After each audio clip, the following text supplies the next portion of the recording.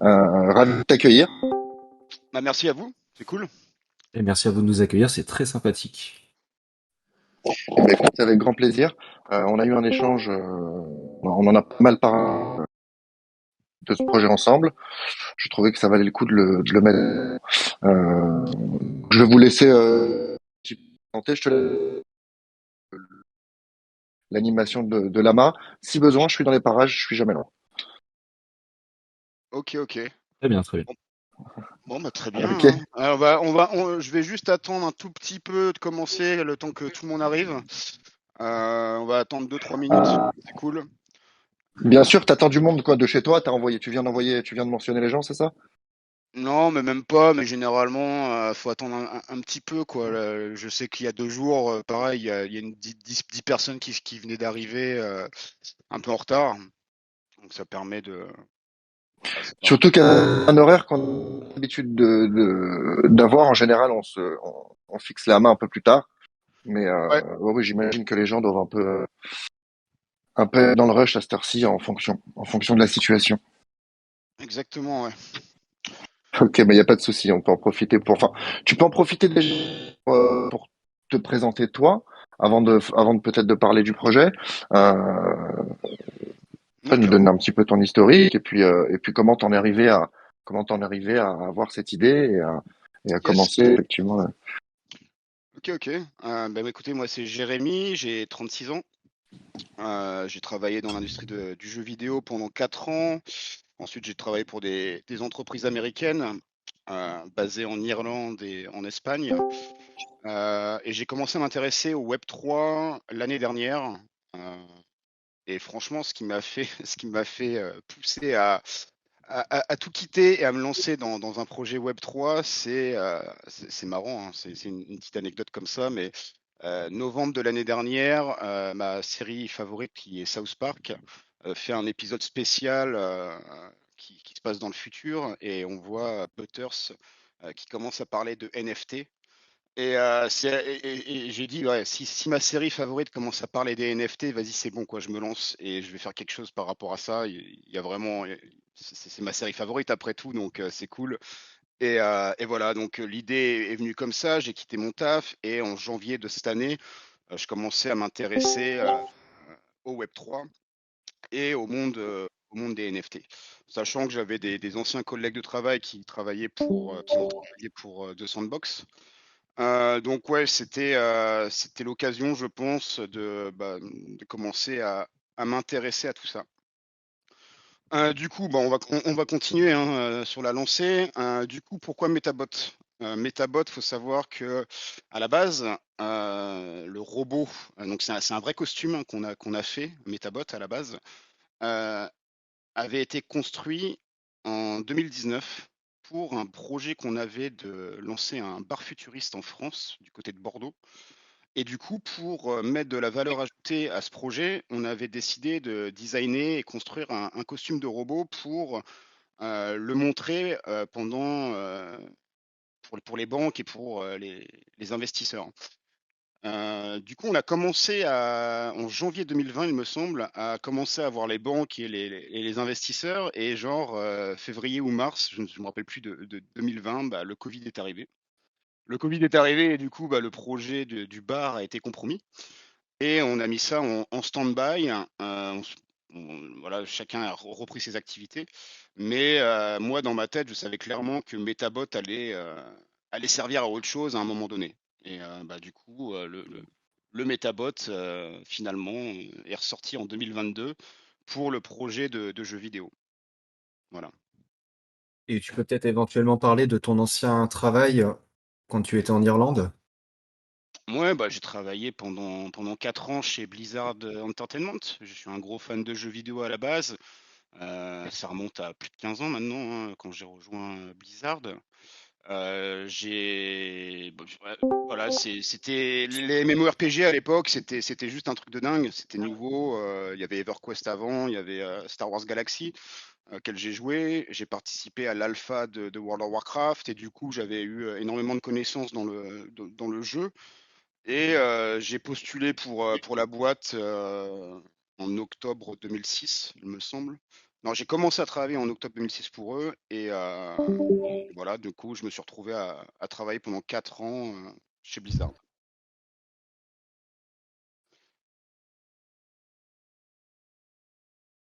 Apparemment, Trade Hunter nous dit qu'ils vont relancer World of Warcraft bientôt.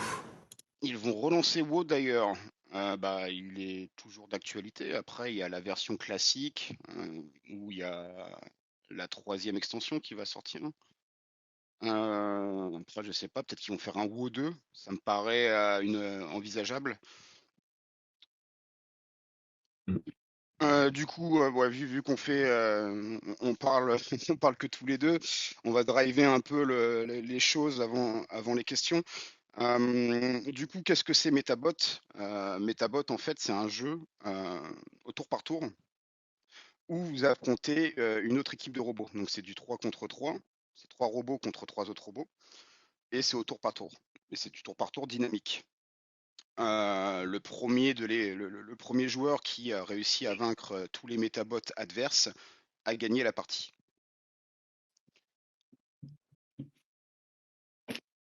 Est-ce que tu peux driver un peu? Parce que là, je sais pas, comme on pose pas de questions, tu sais, c'est chaud. Alors, il y a Trade Hunter qui demande la définition d'un jeu vidéo dynamique en fait sur le Web 3. Qu'est-ce que ça va être? Est-ce que ça va être à la Final Fantasy? Comment est-ce que Alors, tu conçois les choses dans le jeu? ouais, alors Final Fantasy, c'est plus de l'action RPG maintenant. C'est plus comme à la old school où c'était du tour par tour. Là, en fait, on a créé un système dynamique, entre guillemets. Ça veut dire que vous pouvez fighter les autres robots en vous déplaçant dans l'arène. Ça donne un petit côté où les personnages ne restent pas statiques et attendre juste les commandes pour attaquer. Donc en gros, on peut partir d'un exemple. Par exemple, on a créé Tankbot. Tankbot, c'est un, c'est un bot de faction. Son attaque spéciale, c'est une tourelle. Donc il se met en mode tourelle, en mode tank. Et en fait, tous ceux qui arrivent dans sa zone de tir, bah, ils vont se faire tirer dessus. Donc ils vont avoir un pourcentage de chance de se faire tirer dessus. Donc c'est-à-dire que si vous êtes son adversaire et que bah, vous allez vous déplacer dans la zone de tankbot, vous allez avoir un pourcentage de chance de vous faire toucher et de vous faire stun par la même occasion. Mais c'est voilà, mais c'est des bases concrètes de tour par tour, mais dynamique. C'est pour un peu mettre un peu plus d'action, on va dire, dans ces jeux-là. Est-ce que Pourquoi on a... tu Ouais, attendez, attends, je vais juste revenir sur une chose. Pourquoi on a créé un jeu au tour par tour? Alors, il faut savoir que on est une petite équipe à la base, hein. On est 6 personnes, 2 en full time. Une équipe de dev, on a un dev de notre côté, on a des devs en freelance, une team anglaise qui nous a été recommandée par des anciens de chez Blizzard. Et en fait, il fallait qu'on sache vraiment ce qu'on allait faire comme type de jeu. Parce que forcément, avec une petite équipe et un budget plus restreint, hein, on a une enveloppe budgétaire de 30 000 euros pour faire le jeu à la base. Fallait faire des choix de gameplay et de design. Le jeu au tour par tour nous a paru la chose la plus viable parce que on avait juste à build des arènes et à construire des personnages. Donc ça, c'était la base, avec de l'intégration Web3 à l'intérieur parce que vous avez une chambre que vous pouvez personnaliser et où il y a des options Web3 à l'intérieur. Et donc du coup, c'est le coût, en fait, le coût qui arrive pour faire ce type de jeu. C'était vraiment sizé pour notre équipe. C'est-à-dire que, imaginons, on serait parti du principe qu'on allait sortir un MMORPG avec une petite équipe et avec un budget restreint de 30 000 euros, c'est pas possible. Donc, clairement, avec les scripts à mettre en place, les monstres à designer, les maps, les quêtes, etc., c'est impossible. Donc, en gros, voilà, on a fait vraiment un jeu qui correspondait à la taille de notre équipe et à nos ambitions. Cependant, maintenant, il y a des systèmes de paliers qui ont été franchis et du coup, on a grandi les idées du jeu. C'est-à-dire que les métabots sont vendus actuellement en privé sur OpenSea ou sur notre site. Bon, actuellement, il n'y a plus de vente sur notre site, mais c'est sur OpenSea en privé. Et en fait, on a décidé de faire des systèmes de paliers. Donc, le premier palier, c'était quoi? C'était la création du jeu, un système tour par tour dans des arènes. Et le palier 2, c'était à partir de 5 Ethereum on intègre une ville moyenne à l'intérieur du jeu. Donc en plus de votre chambre, vous avez une ville moyenne où les guildes, les communautés peuvent se rassembler, avec encore plus d'intégration Web3 pour le coup, et également un système de monture qu'on a mis en place pour pouvoir vous balader dans la ville. Voilà, donc ça c'est le palier 2 qui a été franchi il y a quelques temps. Et maintenant le palier 3, et ça je l'ai révélé il y a 2 jours chez les AI. Le palier 3 qui n'a pas encore été franchi mais qui ne devrait pas tarder à être franchi, c'est 10 Ethers. Quand on a franchi la barre de 10 Ethers, concrètement, qu'est-ce qui va se passer? On a décidé de créer un métaverse à l'intérieur du jeu. Donc un métaverse, ça va être quoi? Ça va être une ville beaucoup plus grande que ce qu'on vous propose, que ce qu'on va vous proposer avec la ville moyenne. Et à l'intérieur de cette ville, en fait, il y aura des quartiers par faction. Ça sera immense. Il y aura des moyens de transport pour vous balader à l'intérieur. Il y aura un marché où vous retrouverez des intégrations Web3. Il y aura un stade où vous pourrez voir les tournois en direct. Si vous n'êtes pas qualifié à un tournoi, vous pourrez regarder les tournois avec vos potes. Il y aura aussi des artistes qui viendront se produire. Donc là, c'est tout un écosystème qu'on va mettre en place. Et concrètement, les 10 Ethers vont être franchis, je pense, au mois d'août. Donc, il n'y a pas de souci. On va le faire, on y travaille du moins. Voilà. Alors, j'ai Trade Hunter qui demande si on peut faire évoluer ou personnaliser les métabots que tu mettras en place. Ouais, il y aura un système de skin pour pouvoir personnaliser tes métabots. Ça, pour le Voilà. moment, c'est une option, mais il y aura d'autres options qui sortiront, je pense, concrètement à partir de l'année prochaine. Et Ubercut demande s'il y aura un bar pour les AI. Ah, bien sûr qu'il y aura un bar. Bon, On est en train, on va faire des heureux. aujourd'hui, on vient de finir de créer un nightclub pour l'intégrer dans le métaverse. Donc le nightclub à l'intérieur, vous pourrez picoler si vous voulez. Ouais. Et le nightclub servira d'endroit de rencontre entre les guildies ou les communautés, et vous pourrez danser sur le dance floor si ça vous chante. Et du coup, une autre question de Trade Hunter, il demande si on peut attaquer les quartiers en fait pour se les approprier. Alors c'est une bonne C'est question. On une est en question de pleine, guerre. ouais, ouais, très bonne question. On est en pleine réflexion sur ça parce qu'on veut vraiment que les factions servent à quelque chose dans le jeu. Actuellement, il y a 4 factions. Il y a les Exons, il y a les Mechas, il y a les Alphas et il y a les Titans. On est en train d'écrire le lore. D'ailleurs, une personne de chez AI est en train d'écrire le lore. Merci à lui. Pour mettre en valeur les factions. On va avoir également des vidéos cinématiques qu'on est en train de faire par un studio 3D. Donc on va avoir des jolies cinématiques pour les factions. Et en gros, ouais, les factions, ça va être un point principal du jeu. Du coup, oui, on essaye de trouver des choses pour avoir des interactions dans le métaverse pour que si une faction prenne le contrôle par rapport à une autre, elles ont des avantages, des bonus par rapport aux autres factions. Donc ça, on est en train d'y travailler. Ouais. Et il y a aussi un point sur lequel on pourrait revenir aussi, c'est expliquer ta vision par rapport au play to earn actuel en fait. Parce que c'est vrai qu'on n'en a pas parlé, c'était de voir un petit peu ta vision sur le commission to earn, le tournament to earn et le all to earn en fait que tu souhaites mettre en place avec Metabot. Parce que Ouais, ça, bien sûr. on n'en a pas Oui, parlé oui, et mais je on trouve n'en que a pas c'est encore super parlé. important. Oui, bien sûr, on en a pas parlé et c'est important de le signaler. Donc le jeu est un play to earn. Il y a 3 options pour gagner de l'argent, enfin même 4. En gros, les premiers, c'est quand vous achetez un Metabot, vous devenez comme actionnaire de la boîte. C'est-à-dire que nous, on part du principe que le Web3, enfin moi, du coup, ma vision, le Web3 pour moi, c'est du partage. C'est du partage, c'est des solutions qui révolutionnent justement le fait de reward un peu tout le monde de manière facile et concrète. Du coup, quand vous achetez un Metabot, en fait, c'est comme si vous étiez actionnaire de la boîte. Et trimestriellement, vous allez recevoir un système de commission basé sur le chiffre d'affaires des ventes des NFT de l'entreprise. On est en train de refaire complètement ce système-là pour se dire, en fait, à la base, quand vous achetiez un Metabot légendaire, vous touchiez une partie de commission divisée entre tous les holders d'un légendaire.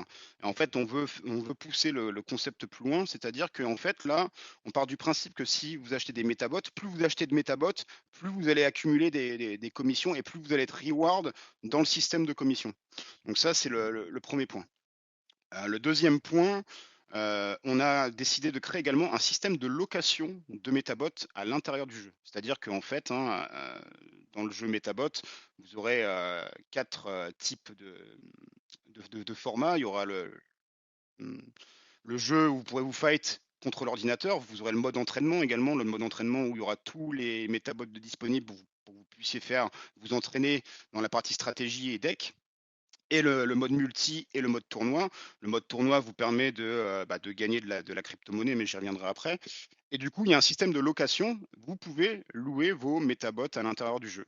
Donc, c'est-à-dire que quand vous avez un légendaire qui a, par exemple, que 25 unités, bah, croyez-moi que quand le jeu sortira, quand vous allez louer votre métabot qui a juste 25 unités, bah, vous allez gagner de l'argent, hein, concrètement, parce que c'est très rare. Les légendaires sont très rares. Donc ça, c'est le premier point. Vous aurez une marketplace où vous pourrez louer donc vos métabots, sachant que les légendaires, les rares et les épiques, vous avez 5 locations au total. Donc c'est-à-dire que vous avez votre unité que vous gardez pour vous, pour pouvoir jouer, et vous avez 5 autres unités qui sont fantômes, hein, du coup, mais ça vous permet de louer ces unités-là à d'autres personnes, soit pour le jour, soit pour la semaine, ou soit pour le mois. Et du coup, donc, on a Doc Marmot qui nous pose une question au niveau quand on est en combat. Donc, on est bien d'accord qu'il y aura 3 bots. Est-ce que ça va être du 1v1 ou est-ce que ce sera du 1v3? Non, c'est du 1v1. Donc, vous, en tant que joueur, vous avez 3 métabots et vous affrontez une autre personne avec 3 métabots. Je sais pas si j'ai bien compris la question, mais ça doit être ça, non? Si, c'était ça, effectivement. Ouais, ouais. Ensuite, il y a Parzival qui nous demande combien coûte un Metabot. Alors, les métabots, ça dépend du niveau de rareté. Le minimum pour les uncommon, c'est 0.04 Ether Alors, ou ouais. 0.05. Euh, Le ju- rare. Pardon? Juste, tu pourrais peut-être expliquer en fait qu'il y a différents niveaux de rareté en fait au niveau des Metabots et que le prix diffère en fonction de ces raretés de Metabots. C'est ça, voilà. Donc en gros, il y a un système de rareté et plus c'est rare, plus c'est cher. Bon bah ça me paraît logique de penser comme ça, mais oui, en gros concrètement, le uncommon, donc c'est celui-là qui se trouve le plus en plus grand nombre en unités, il est à 0.05 Ether. Ensuite, tu as le rare qui est à 0.1 Ether. T'as l'épique qui est à 0.15 Ether et tu as le légendaire qui est à 0.2 Ether. Suivant les mois, ça pourrait varier. Imaginons que l'économie s'effondre en Ethereum, on retourne en bear market et du coup, bah, on pourrait peut-être augmenter les prix. Et inversement, si ça augmente de trop, on pourrait baisser les prix. C'est toujours, on essaie de garder un prix raisonnable. On veut pas non plus que tout le monde, voilà, j'ai pas envie que les gens payent 500 euros si on compare en fiat pour un Metabot. Et du coup, Trade Hunter demande pourquoi il ne voit pas de Metabot disponible sur OpenSea.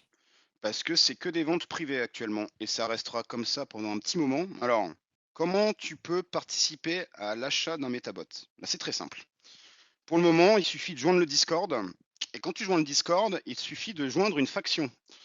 Une fois que tu as joint une faction, tu as un Metabot gratuit, le Metabot de ta faction. Et petite parenthèse, c'est très important, il n'y a que 50 métabots disponibles gratuitement pour toutes les factions. Actuellement, la faction Titan est complète, donc ils ont tout claim. Il reste de la place pour les exons, les mechas et les alphas. Il reste encore de la place. Donc j'ai pas envie de vous mettre un petit coup de pression, mais si vous voulez avoir un métabot gratuit, c'est le moment de venir sur le Discord. Et du coup, comment vous faites pour être dans la liste? En fait, vous pouvez remplir un formulaire qui est privé pour pouvoir acheter vos métabots. Donc, comment ça fonctionne? C'est une fois que vous avez rejoint la faction, une des factions, et que vous avez claim votre métabot, vous avez le rôle sur Discord de super métabot.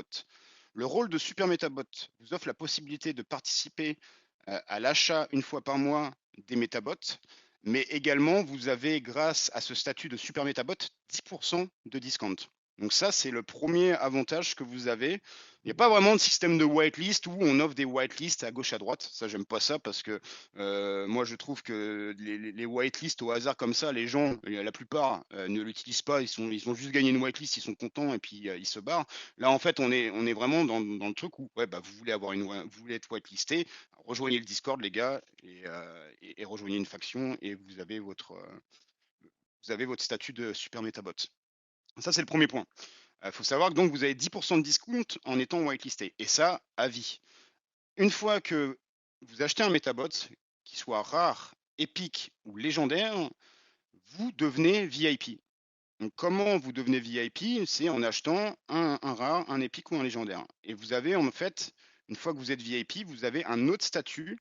Si vous achetez un rare, vous gagnez déjà, c'est un autre avantage, vous avez 15% de discount à vie sur les Metabots. Quand vous achetez un épique, vous êtes à 17% de discount. Quand vous êtes légendaire, vous avez 20% de discount. Et ensuite, si vous rachetez des autres métabots, parce qu'il faut bien que vous fassiez des decks sympas et cool, et bien, plus vous achetez de métabots et vous pouvez arriver jusqu'à 30% au total de discount gratuit, discount à vie. Voilà, donc 30% maximum pour tous les utilisateurs qui achètent des métabots. Voilà, c'est un peu, je pense que c'est ça un peu qui fait notre force. Et pourquoi on en vend autant et pourquoi les ventes privées fonctionnent bien, c'est parce que on prend soin de notre communauté avant tout. On offre pas mal avant de recevoir, hein. C'est la devise de Metabot, on offre beaucoup avant de recevoir. Et du coup, par principe, donc vous avez un bot de faction, on vous l'offre, mais en plus de ça, on vous donne du discount.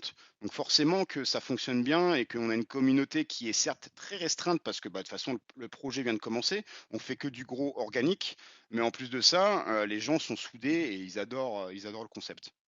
Et Notre communauté est très engagée. voilà, la commune est très engagée. Je pense qu'il a fait le déclic, c'est quand ils ont commencé à voir les vidéos du jeu, là ils se sont dit ah ouais, ça déconne pas.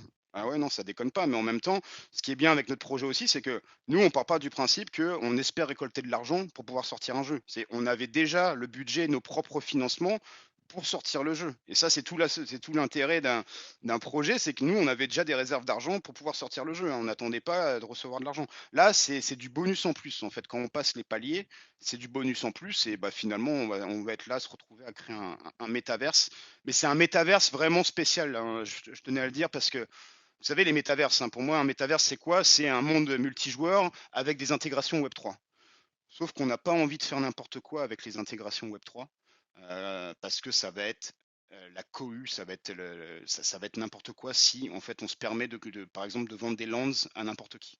Les lands, on veut que ça soit uniquement pour les guildes et les communautés, avec un système de location à l'intérieur. Le lands vous servira à rassembler votre communauté ou vos guildies, et à l'intérieur vous pourrez y faire des choses.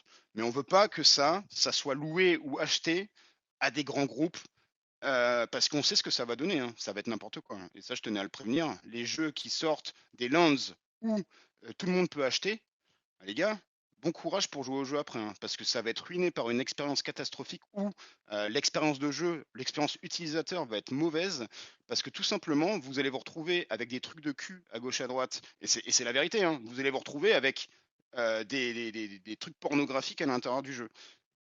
Et je suis prêt à mettre la main parce qu'on sait bien que Internet is for porn. C'est ce qui, il va y avoir plein de choses comme ça dans d'autres jeux qui restreignent pas un minimum leurs lands. Voilà.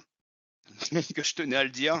Et on s'occupe vraiment de trouver un système pour que les lands soient réservés à la communauté et aux guildies. Donc on a déjà, on pense avoir trouvé une solution pour ce faire. Après, ça sera à nous euh, d'écouter la suggestion des joueurs, hein. On écoute beaucoup notre communauté. Chaque suggestion est prise en compte.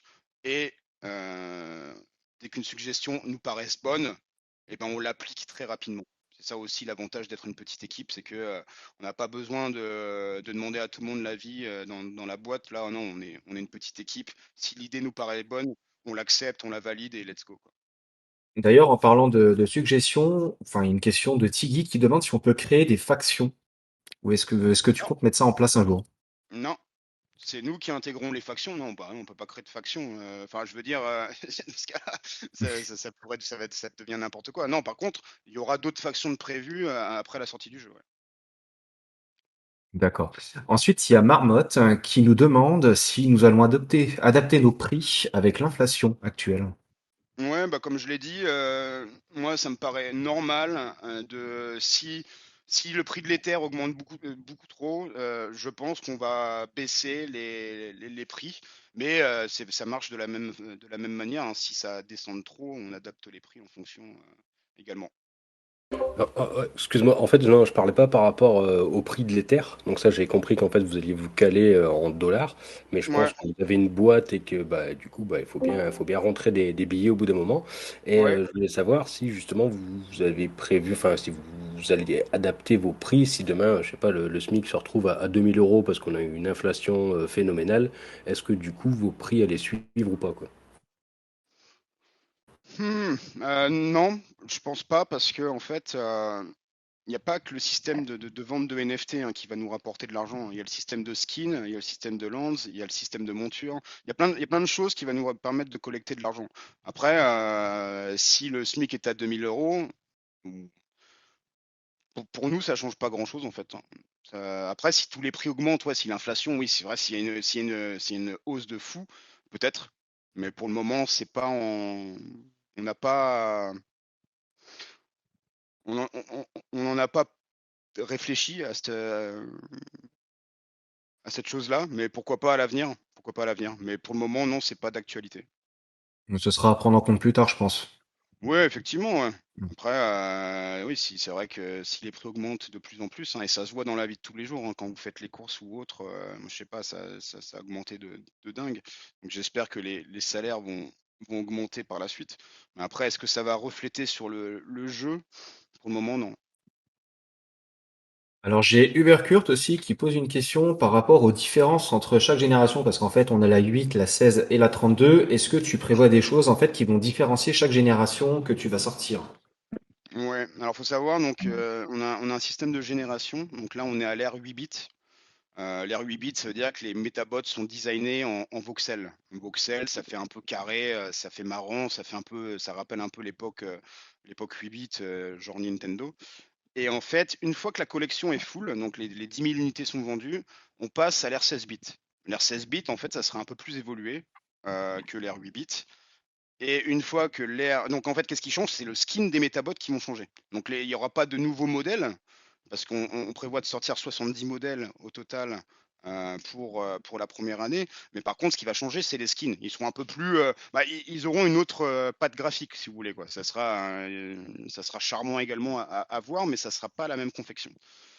Et ensuite, une fois que la collection 16 bits est vendue, on passe à l'ère 32 bits, 64 bits, 128 bits. Et ensuite, on arrive à la collection finale. Et là, ça sera la dernière. Donc en gros, je pense concrètement, ce qui va se passer, c'est que les collections 8 bits, 16 bits, 64 bits et 128 bits seront un peu plus rares, vu que finalement, ça sera 10 000 unités pour chaque ère. Et à la fin, la toute dernière, la finale ère, il n'y aura plus de limite d'unités. Et ça voudra dire que le jeu fonctionne très bien. Il faut penser à ça. Donc, les derniers seront les plus basiques, on va dire. Ça sera les plus jolis parce qu'on voilà, ça sera l'ère futuriste, on va dire. Mais par contre, ça sera pas aussi précieux que les autres collections. Et j'ai Parcival aussi tout à l'heure qui a posé une question à laquelle j'ai répondu par rapport au fait que lorsque tu achètes un Metabot, si c'est un mint aléatoire ou on choisit. Donc je lui ai dit que c'était déjà pré-choisi en fait. Ah Mais est-ce oui, que oui. tu peux nous expliquer Lootbox. pourquoi tu as décidé de faire ça en fait? Ah, parce que j'ai horreur des lootbox. Alors là, je vomis sur les lootbox, les gars, mais vous pouvez pas savoir à un point. Je trouve ça abusé. Alors, il y a des jeux, hein, attention, et je trouve qu'il y a des jeux. Il y a des jeux, tu es obligé d'avoir ce système de lootbox. Je pense notamment aux jeux de cartes. Oui, un jeu de lootbox, des lootbox dans un jeu de cartes, c'est normal. Parce que bon, sinon, ça serait trop abusé. Mais il faut arrêter de penser que le système est fait uniquement pour les lootbox.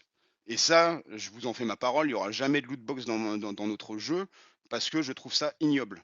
Mais sans déconner, hein. Pour moi, les lootbox, ça se résume à aller au casino et à tenter sa chance. Et ça, c'est pervers. C'est très pervers. Et ça n'arrivera pas parce que on a des principes. Et ces principes-là, moi, je tiens à les préserver parce que je ne trouve ça abusé. Voilà. Donc excusez-moi si je m'emporte un peu, mais les loot box, j'aime pas en entendre parler parce que justement, je trouve l'idée saugrenue. Alors du coup, il n'y a pas d'autres questions dans le chat. Si vous avez des questions, n'hésitez pas. Après, je sais pas sur quoi on pourrait orienter, parler. Hmm. Peut-être ta vision sur le long terme, en fait, ce que tu aimerais effectuer d'ici 1 an ou 2 ans, Il y en plus a du Marmotte, métaverse. il y a Marmotte qui demande sur quelle blockchain. Alors on sera sur J'ai pas Polygon vu. et on paiera en Ether. Voilà. Ouais, c'était quoi ta question? Excuse-moi, Nico, je t'ai pas entendu. Alors, c'était ce que tu souhaitais mettre en place sur le long terme, en fait, pour la Ouais, communauté, outre ouais. le métaverse, en fait. Est-ce que tu peux nous spoiler un petit peu ce que tu comptes faire? Ouais, alors il y aura, moi ce que je compte faire, bah, vous savez, hein, donc il y a le métaverse, il y aura les appartements des joueurs, donc ça sera plus des chambres, ça sera des appartements. Ça c'est un gros point qu'on va faire. On veut que vous ayez une chambre personnelle, enfin, c'est un appartement, du coup ça sera un appartement personnel où vous pouvez personnaliser, hein, comme on peut le voir dans Spatial par exemple. Et ça, c'est important. Le deuxième point, c'est comme quelqu'un l'a précisé tout à l'heure, c'est est-ce que les factions vont se foutre sur la gueule? Oui, les factions vont se foutre sur la gueule et il faut trouver des idées concrètes pour savoir comment on fait. Est-ce qu'il y aura des prises de territoire? Est-ce que le fait de faire des tournois, oui, c'est ça qu'on veut faire aussi, des tournois spécifiques aux factions, aux guildes également. Donc en plus des tournois normaux, on veut instaurer un système de tournois par guilde et par faction. Ça me semble cool aussi. Et le fait qu'une faction gagne un tournoi, bah, ils ont pendant une semaine un bonus, par exemple. Qu'est-ce que c'est le bonus? On pense à des discounts supplémentaires pour les achats des métabots. On pense à de l'argent, hein, de la crypto-monnaie hein, directement envoyée dans les wallets des gens qui ont participé à la bagarre. Et voilà. Faut savoir aussi le système de tournoi, hein, on veut vraiment reward les gens. C'est-à-dire que pour le système de tournoi, il y a un système de préqualification. Et une fois que vous êtes préqualifié, vous êtes donc bah, vous participez au tournoi. Et même quand vous arrivez dernier du tournoi, vous allez gagner de la crypto-monnaie. Et pour nous, c'est important, c'est parce que grâce au Web3, en fait, on peut faire ce genre de choses qui n'était pas possible auparavant. Et donc, reward la communauté est importante. Mais en plus de ça, on peut le faire. On peut le faire concrètement, mais très très très facilement et ça c'est cool. Et voilà, donc on focus les tournois, on essaie d'ajouter des nouvelles options pour les tournois, on va améliorer le système de chambres qui vont devenir des appartements. La map aussi, hein, mais ça c'est les prémices. Hein. Là, je vous dis ça, on est en train de décider encore sur quelle map on va build exactement pour faire le métaverse. On a déjà une idée, on travaille avec une équipe externe au projet pour faire vraiment une map qui ait le visuel d'un un peu à la cyberpunk, mais façon Metabot. Ça nous plaît beaucoup. Donc voilà, on est en train de travailler sur tout ça. Mais bon, là, je vais vous avouer que on se focus réellement là sur le gameplay parce qu'il y a il y a l'alpha qui devrait arriver en fin d'année. Donc l'alpha, c'est important pour nous. Il faut que tout soit prêt pour que vous puissiez tester un minimum de decks. Donc on se focus beaucoup là-dessus, mais on aura également le métaverse qui sera aussi prioritisé pour l'année prochaine. Sachant que j'ai oublié de le préciser, mais il y aura une levée de fonds qui va être demandée en septembre parce que pourquoi? Parce que en fait, là, on commence à avoir des estimations combien ça va nous rapporter à la fin de l'année et combien ça va nous rapporter l'année prochaine. Donc en gros, maintenant, on est confiant pour demander, parce qu'on va préparer un pitch deck, on est confiant pour aller demander de l'argent à des investisseurs et on est confiant également de négocier avec les investisseurs parce que on n'a pas envie d'écarter les fesses et de leur dire et de dire oui à tout. Donc en gros, là, ça nous met de la confiance pour pouvoir aller parler aux investisseurs. S'il y a un investisseur qui est OK, ça va prendre quelques mois avant d'avoir les fonds. Hein. Ça, normalement, ça prend 6 mois environ le temps de demander jusqu'à temps de recevoir. Mais pendant ce temps-là, on travaille sur le jeu. Mais en fait, ça permettrait concrètement là de recruter beaucoup plus de gens et de faire encore plus de choses que ce qui est prévu sur la roadmap du jeu. D'accord.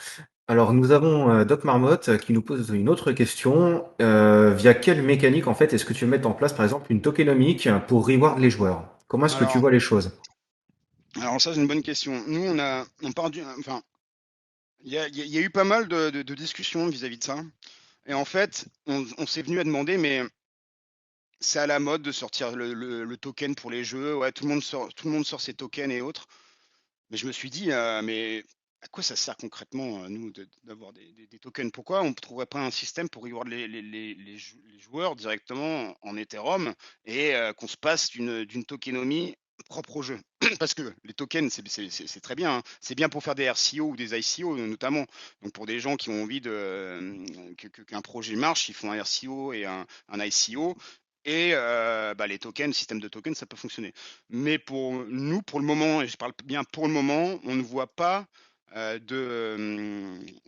ne voit pas l'intérêt pour les joueurs d'avoir des tokens. Et donc pour le moment, on a décidé de passer outre la tokenisation. Parce que ça peut faire peur à certaines personnes. Et pour nous, en fait, on n'y voit pas d'intérêt. Et dans En, tous en les fait, cas, si. Ouais. ouais, excuse-moi, juste pour préciser, du coup, je parlais pas de token, j'avais bien compris du coup que c'était en ETH, mais via quelle mécanique, donc quand je parle de tokenomics, c'est juste que via quelle mécanique financière vous allez du coup générer suffisamment d'ETH pour en redistribuer. Comment en fait vous allez distribuer, de où vous allez trouver les fonds, ce que vous allez puiser pour redistribuer aux Ah, pour les joueurs. tournois, tu veux dire? Pour les tournois Ouais. et autres? Bah, pour les tournois, il y a il y a deux manières, hein. En fait, toute la partie cosmétique qu'on vend, donc que ça soit les skins ou les montures ou autre chose qu'on va mettre en place, une grande partie de ce système-là va être fait dédié pour les tournois. Il y a également la partie NFT, donc qui est les achats de NFT, des robots. Il y a une partie qui est donnée aux joueurs, mais il y a également une partie qui revient à nous, parce qu'il faut bien se payer, mais il y a également une partie qui est en réserve, qui est fait pour les tournois. Donc il y a ces deux façons-là de récompenser les joueurs. Mais il y a également les partenaires qui vont arriver avec des intégrations Web3 et avec de la pub non intrusif. C'est-à-dire que dans des arènes, on pourrait très bien voir des panneaux publicitaires réservés pour les, euh, pour les entreprises qui veulent faire de la pub sur notre jeu. Mais on sait très bien qu'avant d'en arriver là, il faut ramener du monde dans le jeu, hein, parce que n'allez pas croire que les pubs non intrusifs Web3, les gens ils vont venir se poser et se dire ah ouais c'est chouette, on vous prend un spot, hein. Non, il faut qu'il y ait du trafic avant tout, avant de convaincre les gens de faire des spots publicitaires dans votre jeu. Donc, mais pour le moment, ouais, comment on fait des réserves d'argent? Bah, c'est les skins, les cosmétiques et l'intégration Web3 qui arrivera au fur et à mesure avec les partenaires. Et j'ai des bons contacts dans ce domaine-là, donc normalement, ça ne devrait pas poser de soucis. On devrait même avoir des partenaires au lancement du jeu, donc c'est cool. Donc voilà, donc tout ce système-là permet de gagner de l'ETH et de pouvoir le reverser pour les tournois. Et du coup, concernant le levée de fonds, là, j'ai une question de Sado. Il Ouais, demande si une participation des joueurs est possible. pas pour le moment. Il y aurait pu avoir une participation, bah, justement avec une tokenisation, hein, une monnaie en jeu, mais comme on a décidé de pas le faire, bah, pour le moment non. Mais peut-être qu'on peut trouver une idée autre que la tokenisation pour que les gens puissent investir. À voir. Mais pour le moment, non, c'est investissement pur au niveau des investisseurs. On fait pas participer la communauté. On veut pas que la communauté participe à ça. Enfin, c'est pas qu'on veut pas, mais c'est qu'on n'a pas eu d'idée pour le moment pour le faire.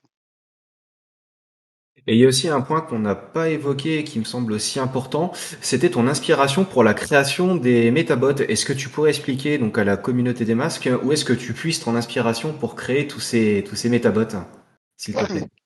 Euh, Bah, déjà, le costume principal, hein, on était très fan des Daft Punk, notamment à la base. Enfin, moi, je vais vous dire moi, parce que c'est moi qui ai créé le design des Metabots, mais j'étais très fan des Daft Punk et le casque. Vous savez, des anciennes civilisations un peu, et des aliens et autres qu'on voit dans Halo notamment. J'étais très fan de tout ça et du coup, l'idée du costume à la base est venue un peu de tout ça, quoi. On voulait trouver un design sympa et puis bah, on a fait quelques schémas, on a fait quelques croquis, puis finalement on s'est mis d'accord sur un croquis et qui nous paraissait sympa. Et du coup, tous les métabots d'où on trouve l'inspiration, parfois ça se fait on a une idée. En fait, ça arrive, on a une idée, on l'écrit, ensuite on dessine un peu et on fait ouais celui-là il est pas mal. Et du coup on le note et basta et ça arrive comme ça. Après on se base aussi sur des héros qui sont implémentés depuis notre enfance, des années 80, les années 90. On se sert beaucoup d'eux, hein. On va faire pas mal de métabots qui ressemblent à des métabots à des héros qui sont réels. Par exemple, on a le Néon-bot qui, lui, est pompé sur Evangelion, par exemple, parce qu'on est fan de Evangelion. Et le Metabot Néon-bot, il ressemble pas mal à Evangelion. Il a les mêmes couleurs. Il est violet avec un peu de vert. Et du coup, ça ressemble à Evangelion. Et Voilà, donc, donc du on, coup, on s'inspire un peu de tout, hein, si vous voulez, mais c'est ça qui est cool. On aime bien. Mais de base, ouais, le Metabot, il a été construit vraiment from scratch, avec un peu d'inspiration à la Daft Punk et autres. en fait, on se base surtout sur tout ce qu'on a connu pendant les années 90 jusqu'aux années 2000, on va dire. Oui, même 80, hein, Ouais, le Hokuto no les Bot, mangas. Hokuto no Bot, c'est Hokuto no Ken, hein, c'est Ken le survivant. Enfin, moi, j'étais grand fan de la série, donc forcément, fallait que je fasse un Metabot Hokuto no Bot, quoi. C'est marrant, c'est sympa.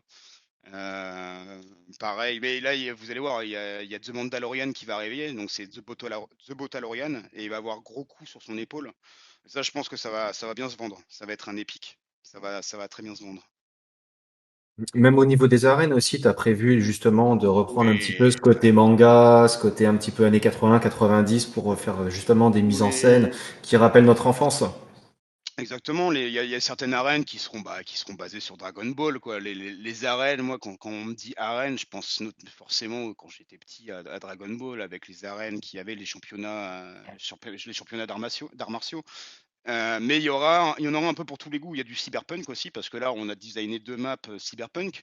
Mais oui, il y aura des arènes qui ressortent typiquement de notre enfance, hein, clairement. Bien, alors du coup, on n'a plus de questions sur le chat. Est-ce que vous en avez Ah, j'ai peut-être oublié la phrase magique, attention, la phrase magique. Ah oui, la fameuse phrase. Alors, la phrase magique, comment ça fonctionne? Est-ce que vous êtes prêts pour la phrase magique? Vous allez avoir 2 minutes pour pouvoir écrire la phrase magique. Et on va écrire tous ceux qui l'ont, enfin, on va enregistrer tous ceux qui l'ont écrite. Et ensuite, on désignera au sort demain, normalement, le vainqueur, si ça vous va. Alors, je vais et donc citer la phrase magique. Écoutez bien. Est-ce que vous êtes prêts? Allez, la phrase magique, c'est malgré tout ce que la vie peut réserver, malgré les horreurs dont les hommes sont responsables, le monde est merveilleux et magique. Alors, je répète, malgré tout ce que la vie peut réserver, malgré les horreurs dont les hommes sont responsables, le monde est merveilleux et magique.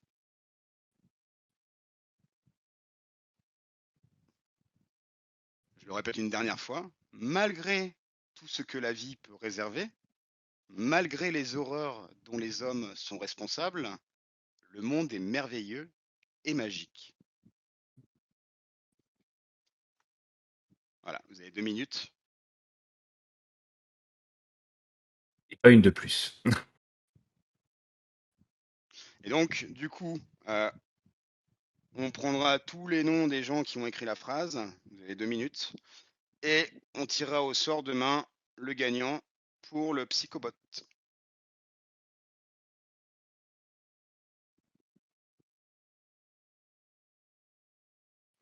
Et il y en a qui écrivent le petit robot dans la prairie. Ça, c'est la phrase d'il y a 2 jours. C'était beaucoup moins compliqué, hein, vous me direz, hein. Mais ouais. C'est vrai que là, Mais ça s'apparente un petit peu à une dictée d'école. ouais, vous pouvez juste faire un copier-coller, hein. Vous copiez sur votre petit camarade de classe, il n'y a pas de souci, hein.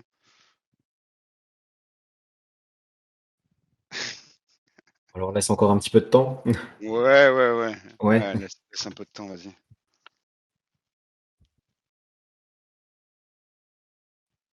Ah, il y a ce cher Crypto Colombo d'ailleurs. On le salue.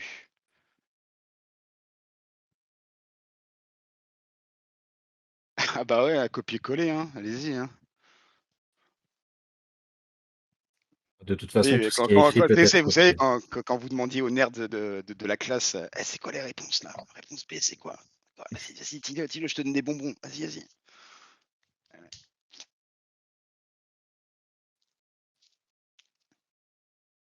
Du coup, dites-nous quand vous Ouais, aurez bah, terminé comme ça. il reste 30 secondes, hein. Allez-y.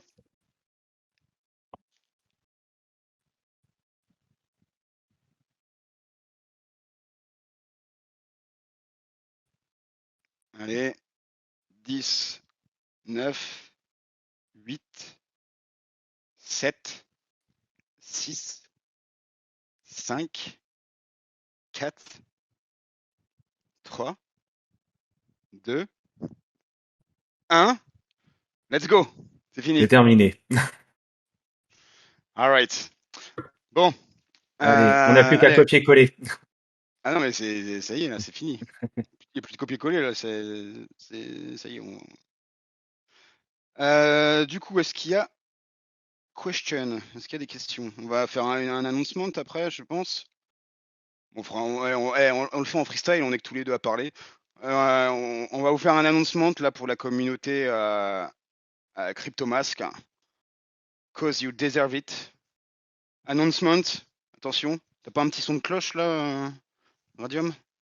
Non, pas sur Discord, en l'occurrence. Non, non. Voilà. Bon bah, vu que c'est nous qui, Malheureusement. Ou alors vu que sinon, c'est, laisse-moi le temps de prendre mon téléphone, mais non mais ça ira, ça ira. Bah, vu que c'est nous qui drivons la discussion, hein, vas-y, je me dis, c'est le moment de l'annoncer, hein.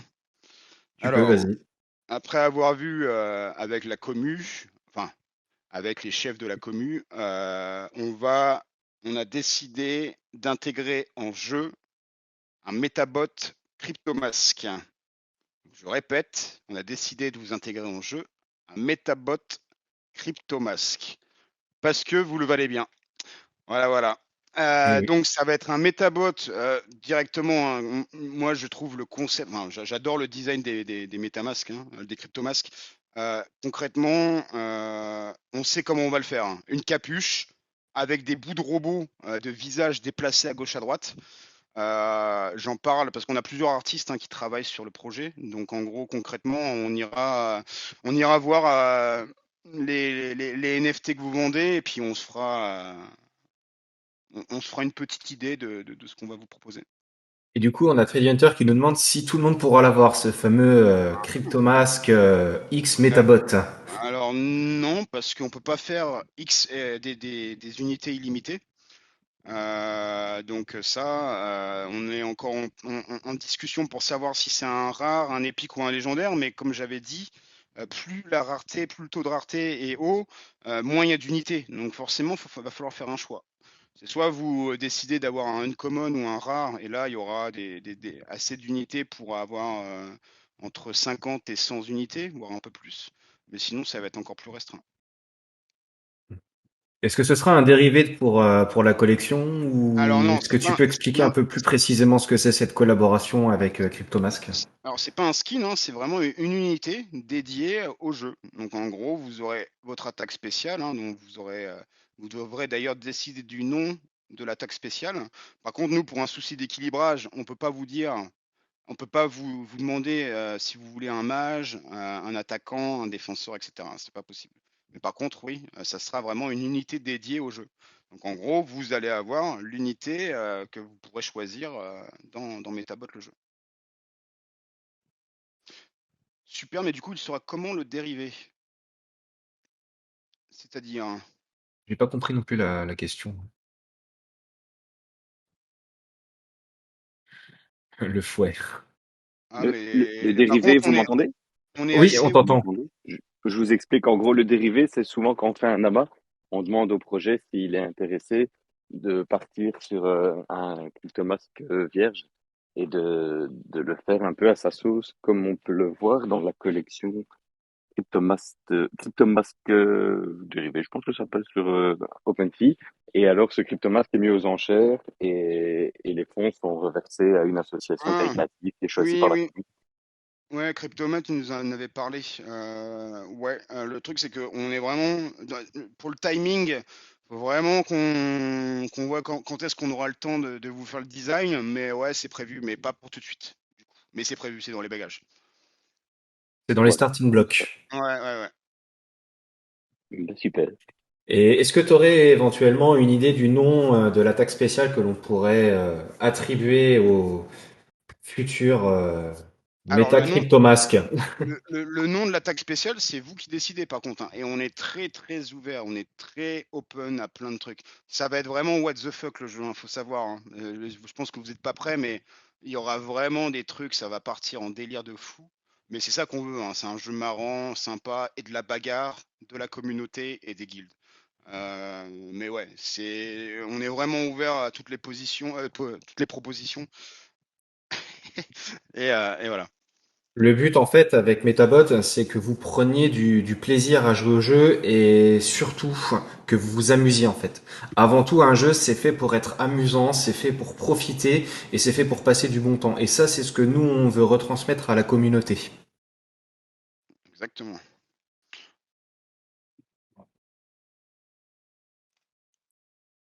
Alors, est-ce qu'on a peut-être d'autres Ah, questions? le lapsus, il était énorme, hein. Tout à l'heure, intérieurement, j'étais en train de me marrer. Alors du coup, quelle plateforme pour le jeu nous demande Doc Marmotte? Alors, PC uniquement pour le moment. Il n'y aura pas de version mobile. Est-ce qu'il y aura une version Mac?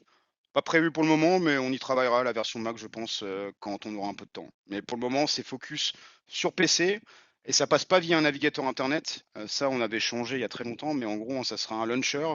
Donc, vous devrez installer un launcher, un peu comme Dota 2 ou League of Legends, enfin tous les jeux plus ou moins connus. Vous téléchargez le jeu et vous lancez le jeu. Grosse config nécessaire? Alors non, justement, on essaye, hein. On a fait des tests déjà. Ça fonctionne avec des Nvidia 960, donc la série 900. Donc il y a une série il y a 2015, je crois, ou 2014. Ça fonctionne. Donc voilà, c'est pour vous faire un ordre d'idée, pas forcément une grosse config nécessaire si vous jouez en 1080p ou en 720p. Oui, tu veux que le jeu soit accessible pour tout le monde, qu'il n'y ait pas de restrictions par rapport au processeur, à la carte graphique. Alors non, alors oui, mais attention tout de même, hein, il faut quand même une config. C'est-à-dire que si vous essayez de jouer sur un ordinateur portable et que votre ordinateur portable ne dispose pas de carte graphique puissante et que c'est une carte graphique intégrée, vous allez avoir du mal à jouer, hein, concrètement. Disons Mais qu'avec un chipset, ça va être compliqué, c'est ça? pardon? Avec un chipset, une carte graphique intégrée, ce Oui, qu'on appelle un chipset. ouais, ça va être difficile, ouais. Oui, Ça donc va il être faut au difficile, mais minimum une alors, petite carte. les jeudis, ça va être difficile, mais j'ai pas encore testé, mais je pense que ça va être difficile, ouais.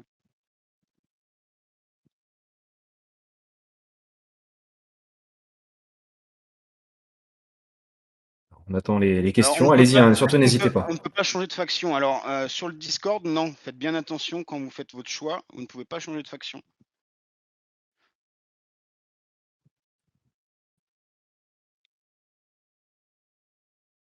Je sens déjà qu'il y en a Ouais, qui faites sont bien chauds pour la attention, bagarre. faites bien attention à votre choix, hein, sur le Discord parce que concrètement, là, la faction Titan, elle est pleine. Je crois qu'il restait 2 places hier en claim de Metabot, mais le reste, il reste encore de la place, hein. Oui, les autres Et factions, il oui, y a encore pas mal de place. ouais, on n'a pas parlé d'ailleurs du Discord, mais c'est important de le signaler. Dans le Discord, vous avez un système de factions, hein, justement. Vous choisissez la faction, vous recevez votre métabot, vous avez accès du coup à la whitelist parce que vous tenez super métabot. Voilà tout ça. Mais également, il y a quelque chose d'important, c'est que vous allez pouvoir fighter les autres utilisateurs sur le Discord et ça vous donne des points d'expérience et ça vous donne des pièces d'or. Mais ça, on n'en a pas parlé, mais c'est important de le signaler. Et on pourra Euh, aussi parler des quêtes aussi. oui, oui, mais je vais parler pour le moment du système de leveling et de gold. Donc en gros, à chaque fois que vous faites de la bagarre, à chaque fois que vous fightez contre d'autres joueurs sur le Discord, ou à chaque fois que vous faites un combat contre un boss, parce qu'il y a plusieurs boss aussi sur le Discord, vous gagnez de l'expérience et vous gagnez des gold. L'expérience, c'est très important de le signaler. Toute l'expérience que vous allez gagner sur le Discord va être retranscrite dans le jeu vidéo, dans le jeu Metabot quand il sortira. C'est-à-dire que à la fin de l'année prochaine, quand le jeu sortira, et que vous êtes niveau 50 sur Discord, vous allez être niveau 50 dans le jeu. Et ça, c'est pas mal quand même. Pareil, le système de gold. Le système de gold va vous permettre d'acheter des NFT, des NFT et des unités de Metabot. Donc vous avez un système de quête à la semaine où vous avez juste besoin de likes et de repartager des tweets, hein, généralement c'est ça. Ou sinon, vous avez, et là du coup, vous pouvez acheter un NFT grâce à ça, grâce au système, un NFT uncommon de votre choix. Et pareil, on a créé un NFT unique sur Discord qui est achetable uniquement sur Discord avec les Gold, où là, vous pouvez acheter le Disbot, ça s'appelle le Disbot, c'est en hommage à Discord, et ça sera un NFT unique uncommon qui sera uniquement achetable sur Discord. Et il n'y a que 100 unités.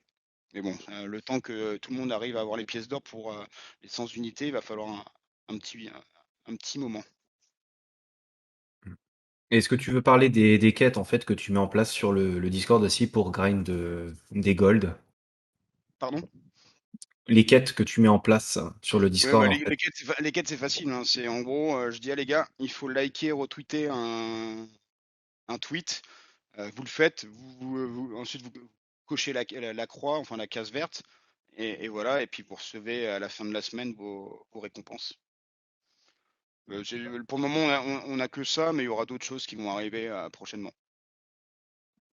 Et là, j'ai Zeko aussi qui pose une question intéressante. Il demande s'il sera possible de combattre avec deux métabots de factions différentes dans la même équipe, Oui, sachant que l'on peut faire des achats sur le marché secondaire. oui, oui. Vous pouvez. Il n'y a pas de restriction. Alors, ça peut paraître bizarre, mais moi, ça me paraît pas si déconnant que ça. Alors oui, les factions doivent se foutre sur la gueule, mais concrètement, oui, vous pouvez avoir dans un deck plusieurs métabots de factions différentes. Moi, ça me dérange pas, et ça aurait été chiant, hein, au niveau des decks de pouvoir de faire une restriction à ce niveau-là. Et ensuite, nous avons Nailik qui nous demande s'il y aura des events IRL pour pouvoir se taper dessus. Ouais, ouais. Du coup, on va essayer de faire un event à la fin de l'année. Alors attention, hein, ça prend avec des pincettes, on ne sait pas encore, mais on aimerait bien faire un premier event pour la présentation de l'alpha à la fin de l'année. Alors normalement, ça doit se passer à Paris, même moi si je suis pas parisien et que j'habite très loin de Paris, mais je pense qu'on va pas avoir le choix pour la première. Peut-être, ou alors ça sera la communauté qui va décider, tiens, ça, c'est pas mal. La communauté qui décide de où l'event devrait être organisé. J'aimerais bien faire un event à la fin de l'année pour montrer en avant-première l'alpha. Ça serait cool. Donc à voir. Ensuite, on a Doc Marmot qui nous demande si le site et le white paper en anglais et en FR seront à venir.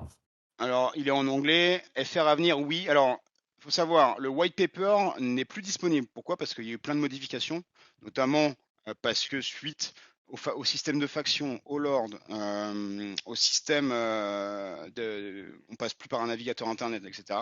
Le white paper, il faut qu'il soit update. Donc là, on est en train de préparer la version 2 et on est en train de trouver, on essaie de trouver un prestataire pour qu'il nous fasse un nouveau site avec un marketplace intégré, redirection via OpenSea, montrer les robots, montrer le background des factions, etc. Et ça sera prêt, le site V2 sera prêt en septembre et il y aura du coup une version anglaise mais également une version française.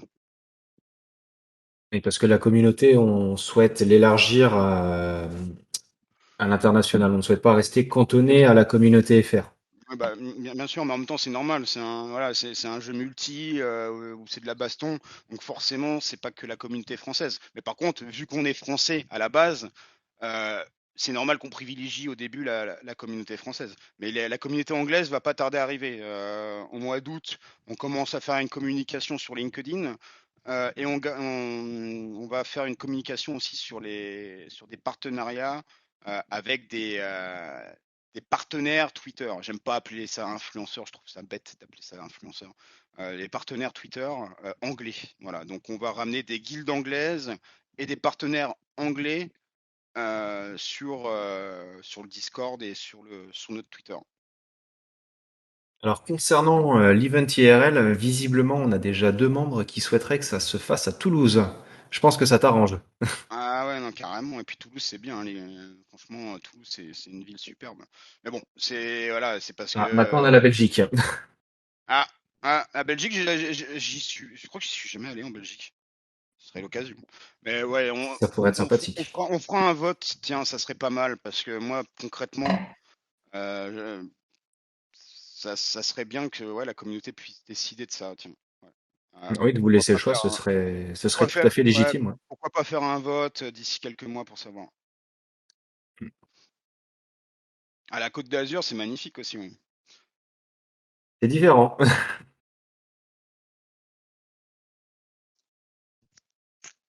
Est-ce que vous avez d'autres questions? Parce que là, je vois qu'ils sont en train de rédiger. Donc, très dit non.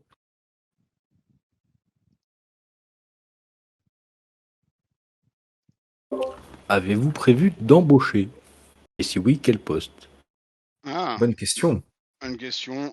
Pour le moment, non, mais on va avoir besoin incessamment sous peu un community manager. Parce que moi, j'ai pas, je vais plus avoir trop le temps, hélas, de m'occuper du Discord, parce que je suis beaucoup sur le Discord en ce moment, mais avec le développement, avec gérer les équipes et autres, ça commence à devenir un peu compliqué. Donc, en priorité, pardon, excuse-moi, j'ai un chat dans la gorge. En priorité, un community manager. À long terme, là, fin d'année, il nous va... Ah, c'est pas grave. Attendez 2 secondes, je bloque mon micro.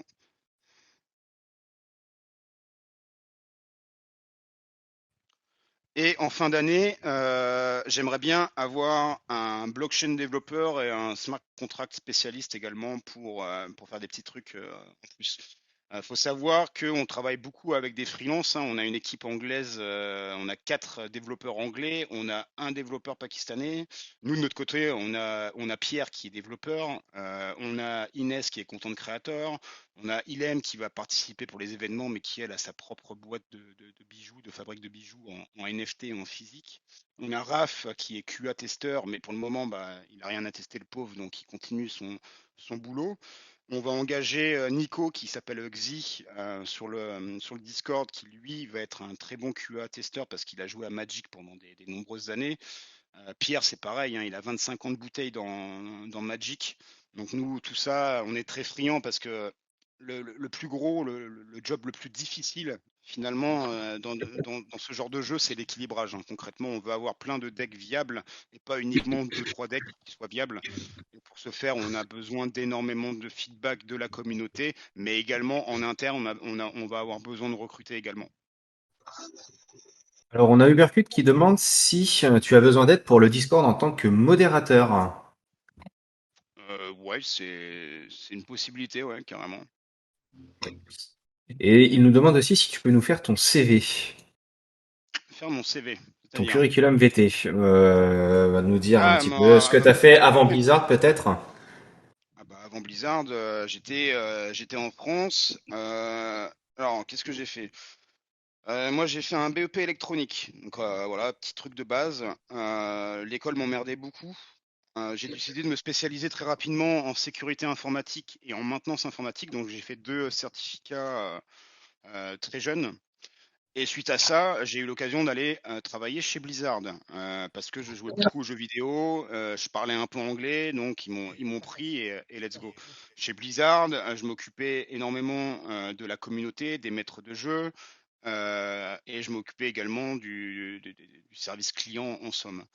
Euh, Ensuite, j'ai travaillé dans une boîte américaine qui s'appelle Amazon. Bon, bah, vous connaissez tous Amazon. J'étais sales manager chez eux pour les vendeurs VIP. Donc, je m'occupais des grands groupes tels que Nike, Adidas, Ralph Lauren et autres. Et c'est là où j'ai pris un peu le goût de la vente finalement chez Amazon. Et du coup, j'ai décidé de postuler. Donc, c'était toujours en Irlande, chez Dell. Dell où j'ai vendu pour des grosses entreprises des serveurs de stockage et de sauvegarde, de la réplication active ou autre. Ça a duré 1 an. Ensuite, j'ai été promu pour la cybersécurité chez Dell, où je vendais des tokens de sécurité et des logiciels spécialisés pour les entreprises.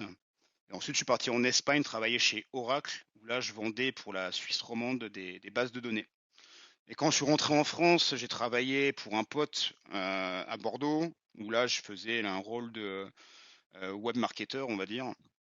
Et voilà, après j'ai fait des petits boulots à gauche à droite, mais depuis mon retour en France, je me suis vraiment bien fait chier, on va dire quand même, hein. J'ai vraiment pas fait beaucoup de choses intéressantes. Enfin, pas mal de choses m'ennuyaient. Donc voilà. Et c'est pour ça que tu as décidé de te lancer dans le Web3 et de créer Metabot. Bah, disons que ça s'est fait de fil en aiguille, quoi. Je veux dire, voilà, en novembre dernier, en fait, c'est vraiment, moi, ce qui m'a marqué, c'est l'épisode de South Park, hein, je vais te dire. Je regarde South Park depuis que j'ai 11 ans ou 12 ans, donc ça fait très très longtemps. Et, euh, et le fait qu'ils en parlent, c'est là où je me suis dit, bon, bah voilà. Et je connais Marcus Bletch aussi, Marcus Bletch qui est un très très bon ami à moi et qui était un de mes anciens colocs en Irlande, qui est marketeur directing de chez The Sandbox, qui me racontait beaucoup les anecdotes avec The Sandbox. Et le fait de combiner tout ça, ça m'a donné vraiment envie de me lancer dans l'aventure. Après, je suis très autodidacte, hein, ça c'est une de mes qualités, je touche à tout. En gros, je touche à tout, c'est-à-dire que depuis cette année, j'ai commencé à faire des NFT, à faire de la modélisation 3D, à m'occuper des blueprints sur Unreal Engine 4, parce qu'on est sur Unreal Engine 4, je ne l'ai pas précisé. Je fais pas de coding pur, ça je le laisse aux développeurs du jeu, mais j'aime bien faire du blueprint, hein. Le blueprint sur Unreal Engine 4, c'est quoi? C'est une interface graphique qui vous permet de coder en fait, hein. C'est du no-code, mais c'est une interface graphique qui vous permet de faire des scripts et de faire du codage avec une interface graphique. Enfin voilà quoi. Voilà, voilà. Une casquette à 360 degrés. Ouais, mais c'est pas plus mal, hein. Et je suis content de faire ça parce qu'en fait, le fait que je touche à tout, ça me donne vraiment une idée globale et le fait de pouvoir en fait, le fait de pouvoir retranscrire mes idées et en fait, que je sache ce qui est possible de faire ou non pour le jeu, bah, c'est super en fait parce que comme ça, en fait, ça marche très bien avec l'équipe de dev parce que justement, je demande pas des trucs farfelus, quoi. Je sais ce qu'il est possible de faire et de pas faire et du coup, on priorise les choses de manière correcte et efficace. Donc ça, c'est cool. Est-ce que d'autres personnes ont des questions à poser à Metabot? Visiblement non. Ah Ok. bah si, moi j'en ai une Bon, petite encore. Ah, ça m'aurait étonné. Est-ce que vous avez prévu des seuils critiques, on va dire, de fonctionnement? Genre, est-ce que, par exemple, pour être viable, il vous faudra au moins 10 000 utilisateurs lors de la première année? Si vous les avez pas, qu'est-ce que vous faites? Si vous les avez largement plus, comment vous réagissez? Enfin bref, est-ce que vous avez prévu des petits indicateurs à ce niveau-là, au niveau de la viabilité de votre projet? Ouais, alors du coup, bah, comme à la base, le projet, ça devait être juste un système d'arène et du fight et un peu d'intégration Web3. Ça, c'était l'objectif principal. Donc du coup, voilà, on sort ça quoi qu'il arrive. Mais là, vu que les paliers ont augmenté, j'aimerais bien que quand le jeu soit release à la fin de l'année prochaine, j'aimerais bien qu'il y ait au moins 10 000 utilisateurs qui jouent au jeu. Donc ça, c'est la première étape. S'il y a plus, bah, c'est tant mieux. Et on aura les capacités nécessaires d'accueillir un peu tout le monde grâce au métaverse. Après, faut se rendre à l'évidence, hein. Des erreurs, il va en avoir, je pense, mais comme tous les projets. Mais si on arrive à les cerner rapidement, je pense que on peut avoir pas mal de joueurs, clairement. Mais 10 000 joueurs à la base, c'est bien. Moi, j'estimais, hein, et alors, c'est peut-être un peu fou, mais je voudrais avoir au moins 50 000 joueurs au lancement. Mais bon, déjà 10 000, ça sera pas mal. Ça sera pas mal au début. Et du coup, s'ils sont pas là, enfin, admettons, lancement du jeu, vous êtes qu'à 5 000, chose que je ne vous êtes absolument pas, bien entendu. Mhm. Vous vous êtes donné une deadline, enfin, genre, à quel nombre de joueurs il fallait que enfin, quel nombre de Euh, joueurs vous allez devoir atteindre pour commencer à devenir viable et maintenir le projet, tout simplement, quoi. le jeu continuera de tourner quoi qu'il en soit. Après, on n'a pas pensé à se dire, ouais, est-ce que le jeu si le jeu ne fonctionne pas, alors oui, ça peut arriver, mais comment on estime qu'un jeu va fonctionner ou pas? On l'estime aux achats qu'il va avoir de NFT, si la communauté elle est engagée ou pas.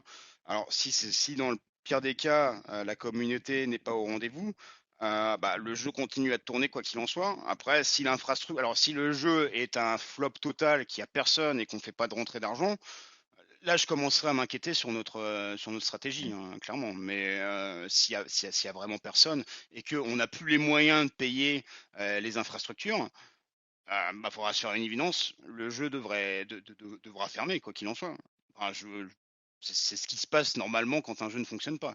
Après, on n'a pas, on pense pas à ce que ça fonctionne aussi mal que ça, clairement. On pense que Après, le jeu est viable, mais après, ouais, c'est une bonne question, hein.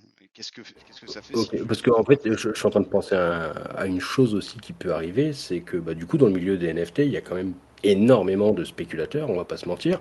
Et si, admettons, bah, vous faites, enfin, il y a la blinde de spéculateurs qui viennent, qui achètent vos bots et qui au final ne vont pas jouer, qui sont juste là pour spéculer. Est-ce que ça va pas, pareil, enfin, être un petit handicap pour vous? Parce que si vous vendez, enfin, tous vos NFT se vendent super bien, mais qu'il y a personne qui joue. Mhm. Ça va être dur de continuer de développer le jeu aussi, non? En gros, si c'est que les spéculateurs qui font ça, hein, ça voudrait dire que il y aura le système de location qui sera mis en place si les joueurs arrivent et qu'ils n'ont pas de métabot. Après, attention, hein, il y aura toujours des métabots en vente, hein, quoi qu'il arrive. C'est le système de rareté qui sera différent. C'est-à-dire qu'un joueur qui va arriver d'ici 6 mois, il n'y aura plus il y aura plus l'air 8 bits, il n'y aura plus l'air 16 bits, ni la 32 ou la 64 ou la 128, que sais-je. Mais en gros, il y aura la dernière collection qui, elle, sera à l'infini, qui lui permettra d'acheter des métabots. Mais il y aura moins d'avantages d'avoir ces métabots-là. Ça, c'est la première truc. Après, il y a le système de location, hein, et ça, là, le système de location sera une part importante du jeu euh, pour, euh, pour pouvoir faire un maximum de decks euh, qui soient viables pour les tournois. mais de toute manière, toi, tu as déjà prévu certaines stratégies de développement sur le long terme, dans tous les cas de figure, par rapport au nombre d'utilisateurs et à ta vision des choses, en fait. Je sais que tu as structuré le projet. Bah, là, enfin, faut bien que vous vous rendiez donc compte d'une chose, hein, les voters, hein, c'est que là, on va passer le palier 3, on se lance dans un métaverse à l'intérieur du jeu. Donc là, la structure est faite pour qu'il y ait un maximum de monde qui soit accueilli. Euh, mais ça va pas se faire du jour au lendemain. Et je vais prendre un exemple concret, hein, de Sandbox qui est encore en alpha, il me semble, ils sont même pas en bêta. Il n'y a pas beaucoup de monde, hein, sur leur jeu, hein. Il y a pas des pics de monde énormes, hein. C'est du Web 3, c'est nouveau. Les gens, ils peuvent avoir peur d'acheter des NFT ou de se lancer dans le Web 3. Mais c'est à nous, justement, de trouver des solutions. Pour ça, les solutions, je pense que je l'avais précisé il y a 2 jours, mais pour les nouveaux joueurs, en fait, pour avoir un maximum de joueurs, nous, on a une stratégie. C'est se dire, OK, on va faire des decks jouables qui fassent pas partie de la pool des raretés. Donc, c'est pas des uncommon, c'est pas des common, des rares, des épiques ou des légendaires, mais c'est des bots qui vous permettent d'avoir 2 decks à l'intérieur du jeu pour pouvoir tester les tournois. Bon, ou le multi. On sait très bien qu'avec ces decks-là, vous n'allez pas pouvoir gagner de tournoi, mais par contre, ça va pouvoir faire en sorte qu'un maximum de joueurs puissent tester le jeu de manière gratuite. Et en fait, après, s'ils sont contents, bah, ils puissent mettre un peu la main à la poche et acheter plus de NFT. Et il y aura avec le système de leveling, vous allez gagner des métabots aussi, hein. Je ne l'ai pas précisé encore, mais le système de leveling en jeu vous permet de gratter quelques métabots au fur et à mesure. Voilà.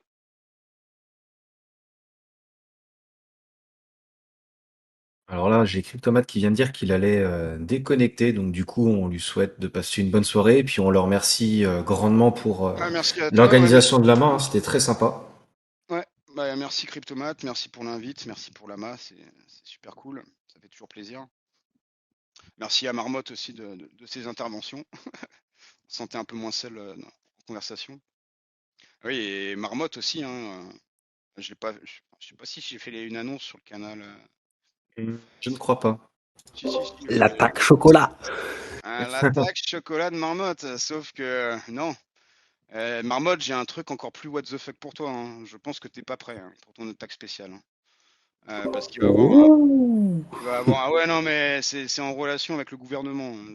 Attention, ça va être marrant. Ça va être On te marrant. réserve des surprises, t'inquiète pas. Ah ouais, ouais, ouais, ouais, non, mais moi j'ai tout de suite pensé à ça. Vous savez, les vidéos de chats qu'on voit sur YouTube où les chats ont un flashback du Vietnam. Là, je vais faire Marmotte a un flashback du gouvernement. Ah, ah là là, Mon mais... Dieu, je m'attends au pire. Ah ouais, ouais, non, mais tu vas pas être déçu, hein. Serre les dents. Ouais, ouais. Non, parce qu'en fait, on veut te trouver une solution pour que tu deviennes berserk en jeu. Et en fait, on s'est dit, ouais, putain, faudrait faire un truc qui ressemble aux chats, tu sais, qui pètent un câble et qui sont là à se remémorer le Vietnam. Et en fait, on va faire pareil avec le gouvernement. Mais enfin, voilà, j'en dis pas plus, mais ça va être marrant. Ah, pas de souci, je vous fais confiance. Bien. Bah écoutez, si Qui vous c'est qui, n'avez... attendez, qui c'est qui a noté t'as noté, Radium, les gens là, les utilisateurs qui ont mis la phrase? Ouais. Moi, j'ai vu que Doc Marmotte. Ouais, ouais, ouais. Alors attends, Non, ouais, mais dans le chat, il y a possibilité de les récupérer, il n'y a pas de souci. Ouais. Tu sais, tu fais un copier-coller tout simplement, comme ce que tu disais tout à l'heure. Exactement. ok, ok, ok. Ah mais je veux dire quand on quitte la conversation, ça va pas s'effacer. Non, non, il n'y a pas de Attends. souci, on peut remonter loin, enfin, on peut même remonter dans les anciennes amas, etc. Donc, il n'y a pas de souci. Ah, ouais. Ah, c'est Loulou qui avait fait la première, enfin, ouais, à faire la phrase. GG Loulou. GG, GG. Bravo à toi. Hop, attends, je vais Bien. couper tout ça. Bah du coup, si plus personne n'a de questions, je pense que on va pouvoir tous aller dîner Oh et yeah, vaquer à nos occupations personnelles. Tac. grave. Très bonne idée. Bon, en tout cas, merci bien pour votre petite présentation. Et Merci puis, à vous pour l'accueil. on Ah, pourra merci à encore vous, hein, c'était parler cool. de vous. C'était très sympathique. Et Et puis, puis, bah, en tout normalement, cas, le leak a bien tout enregistré. Donc, du coup, dès demain, il y aura un replay sur la chaîne des Cryptomasques. super. Cool, super. Bah, écoutez, merci beaucoup. Et puis, bah, Ah, n'hésitez merci à pas à vous, rejoindre ouais. le Discord, surtout. Ouais, ouais, ouais. Rejoignez les factions, il n'y a plus beaucoup de métabots disponibles. Ouais, ouais, c'est le moment là, hein. Let's go. Ouais. Allez, à Bien. bientôt tout le monde. Ciao, ciao. Allez, bonne soirée Bye, tout le monde bye, et merci d'avoir été présent. bye, ciao. Ciao, ciao.